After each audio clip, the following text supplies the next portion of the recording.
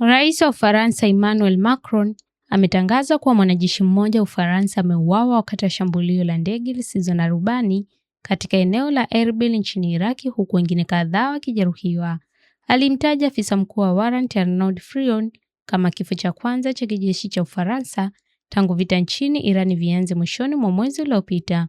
Kwa familia yake, ndugu zake, nataka kueleza upendo na mshikamano wote wa taifa, Macron aliandika kwenye mitandao ya kijamii. Wanajeshi wetu kadhaa wamejeruhiwa. Ufaransa iko pamoja nao na wapendwa wao. Macron amelaani mashambulizi dhidi ya vikosi vya Ufaransa vinavyopigana dhidi ya Islamic State katika eneo hilo kama yasiyokubalika. Uwepo wao nchini Iraq ni sehemu ya mfumo madhubuti wa vita dhidi ya ugaidi. Vita nchini Irani haviwezi kuhalalisha mashambulizi kama hayo. Wanajeshi wa Ufaransa wamejeruhiwa nchini Iraq.